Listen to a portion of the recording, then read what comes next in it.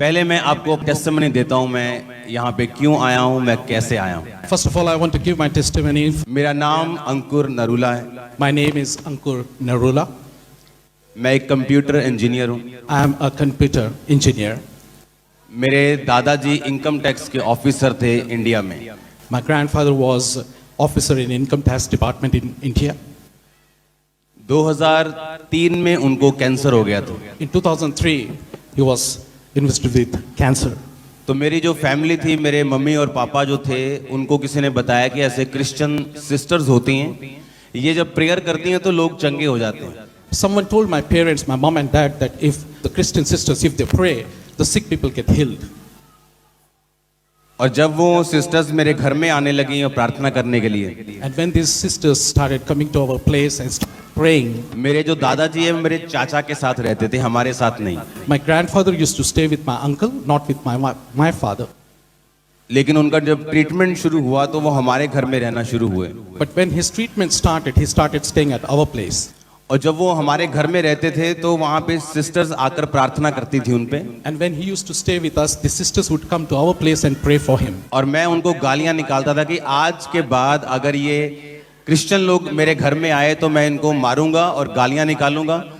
मेरे घर में ये क्रिश्चियन लोग नहीं आने चाहिए। And I used to abuse these sisters and say, if these Christian people come to my house, I will abuse them and I will throw them out. और मैंने अपने फैमिली को मंदिर लेके गया।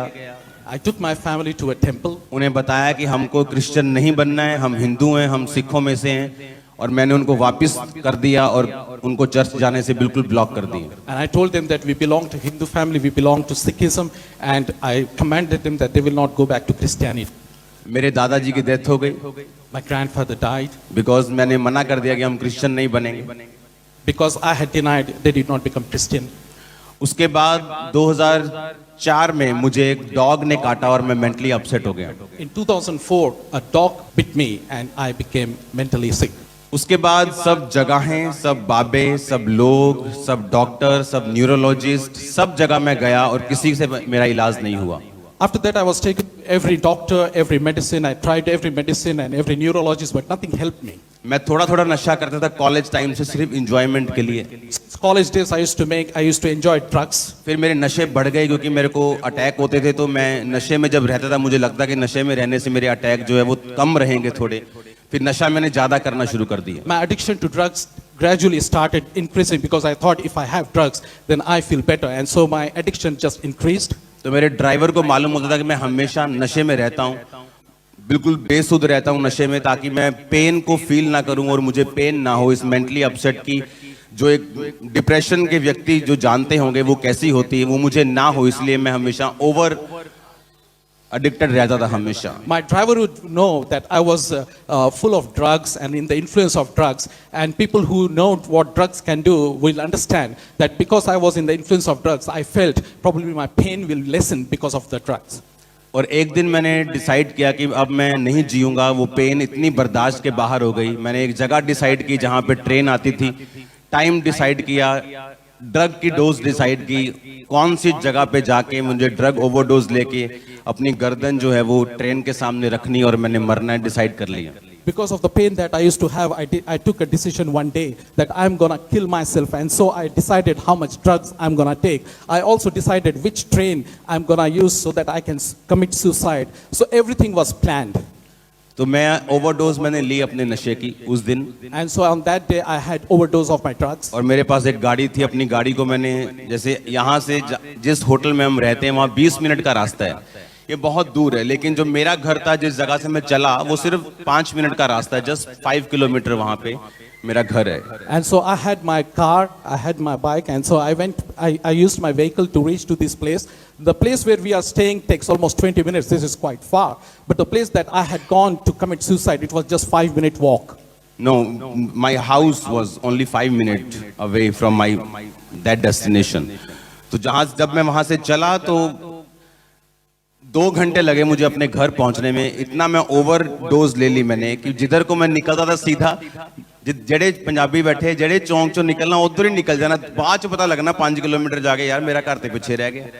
So this place, which was just 5 minutes away, because of overdose, I couldn't understand what path I'm walking along, and so I would take one direction and I would walk in another direction because of the influence of drugs. And this same place, which was just 5 minutes afar, I took almost 2 hours to reach. जब मैं अपने घर पहुंचा तो एक हिंदू व्यक्ति अपनी wife के साथ मेरी फैमिली से बात कर रहा था जीसस क्राइस्ट के बारे में।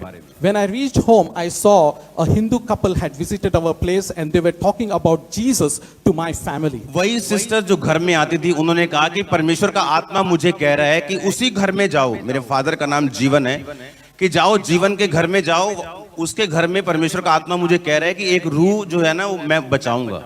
The sisters, they are saying that God had spoken to them that you go to that same house because I'm going to save one soul in that house. Those sisters who came, The sisters who used to come to pray for his grandfather. जब वो मेरे घर में आए तो उस समय मेरा घमंड टूट चुका था, बीमारी से खत्म हो चुका, मुझे पता मुझे सुसाइड करनी है, मुझे कोई लेना देना नहीं, धर्मों से रह गया था, कोई बंदा क्या कर रहा है मुझे कोई मतलब नहीं रह गया था। लेकिन परमेश्वर की आत्मा ने उस सिस्टर्स को बोला था कि उसी घर में जाके भेजो, क्योंकि वो उनके वॉलंटियर्स हैं, उनका उस घर में जाओ और उस घर में जाकर वचन सुनाओ। परमेश्वर का आत्मा मुझे दिखा रहा है कि एक रूह वहां पे बचनी है। तो वो मेरे घर में आई और मेरे बेडरूम में वो बैठी थी, और जब मैंने एंटर किया, This was the time when I had completely decided that I'm gonna forsake my life. I commit suicide, and so because I was in drugs and I was fed up with my life. But then because God's Spirit had spoken to this sister that go to that house because there is one soul whom I'm gonna save. So she comes to my house and she is in my room, and I enter my room now. और जब वो मुझे मिले तो उन्होंने कहा कि मैं आपके लिए प्रेयर करूं, आप बीमार हैं, आपको क्या प्रॉब्लम है? तो मैं उस समय इतना टूट चुका था, मैंने कहा ठीक है। उन्होंने कहा एक तेरे को हम सलाह देते हैं। मैं कहा ये क्रिश्चियन बनाते हो आप लोगों को। उन्होंने कहा ठीक है, तू बाइबल पकड़, तू कंप्यूटर इंजीनियर है, तू पढ़ा लिखा है, बाइबल लेके जा, और जब तुझे बाइबल में ईसाई धर्म नाम का शब्द मिलेगा तो बाइबल पढ़नी बंद कर देना। So when I entered my room and saw this sister, this sister challenged me that if you can just take the Bible, I know that you hate Christians, but just do one thing for me. Take the Bible and start reading. If anywhere in the Bible you see the word Christian religion, then don't accept it. But just check whether there is anywhere written Christian religion. रात को 8 बजे उन्होंने मुझे कहा कि हमारा आके घर देख ले, उसके बाद तू हमारे पास प्रार्थना के लिए आया करना। Night 8 o'clock, they had asked me to visit their house and then asked me to pray with them. नशे की हालत में मैं उनका घर देखने गया।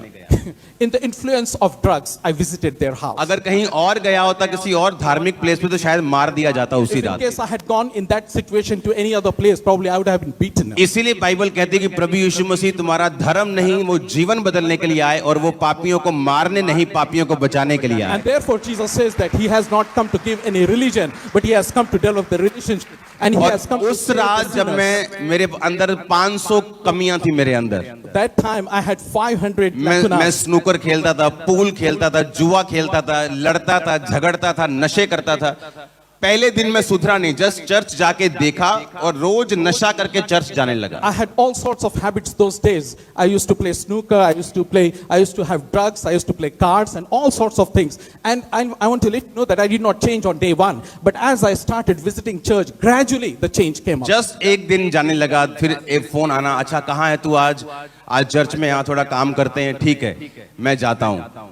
एक दिन जहां मैं बैटिंग जुआ खेलता था, उस लड़के के साथ मेरी फाइट हुई और मेरा मन वहां से टूट गया, और मैं जब नीचे बेसमेंट से ऊपर आके मैंने जब फोन रिसीव किया मेरी चर्च में से, उन्होंने कहा आज क्या कर रहा है? मैंने कहा कुछ नहीं, आजा चर्च में रोज 5 बजे शाम को चर्च में आकर हम लोग सेवा करेंगे। मुझे एक ऑफर मिला, अपने पास्टर से कह लो कि रोज 5 बजे तू आया कर। उधर से मेरा दिमाग और दिल टूट गया नशे से और जुए से, और इस तरह से परमेश्वर ने मुझे खींचा और मैं रोज शाम को 5 बजे चर्च जाने लगा।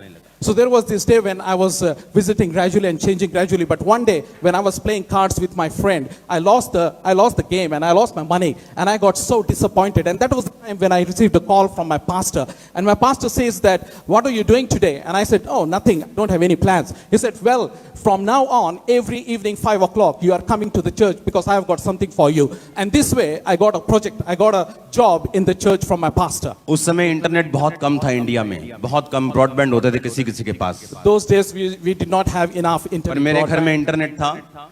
मैं इंटरनेट पे गया, जीसस के बारे में सर्च किया, टेस्टिमनीज के बारे में सर्च किया, बाइबल के बारे में सर्च किया, खुद देखा, खुद समझा, खुद पढ़ा, और मुझे मालूम हुआ कि जीसस क्राइस्ट ही हैं जो मेरी प्रॉब्लम्स का हल कर सकते हैं।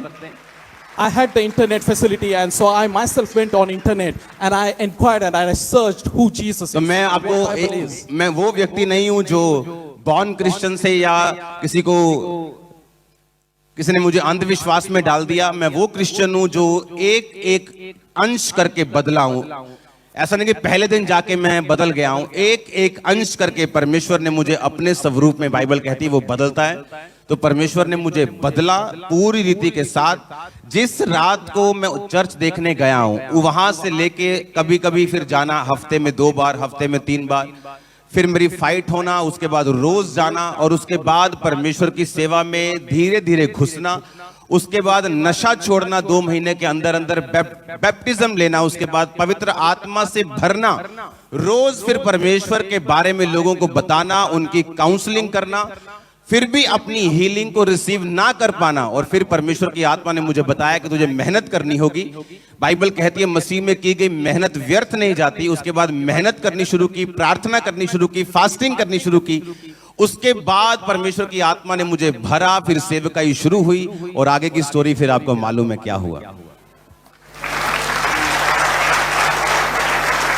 So I'm not a person who was born Christian. I was not a person who changed on day one, but I was someone who changed gradually. So when I received Jesus, I received by bit. I myself searched him on internet. I went on internet, I searched who Jesus is, what Bible is, and I tried to understand what Jesus has done for me. And then when I received Jesus and I was counseling people, do know that I was not someone who was healed by myself, but I was still counseling people because Jesus taught me that you have to work hard. And so gradually, bit by bit, I started working hard right from when I was in my drugs and I had received Jesus. Since then, he started changing me, because that's what the word of God says, that he changes us bit by bit in his glory. And that's what he did it in my life. Hallelujah.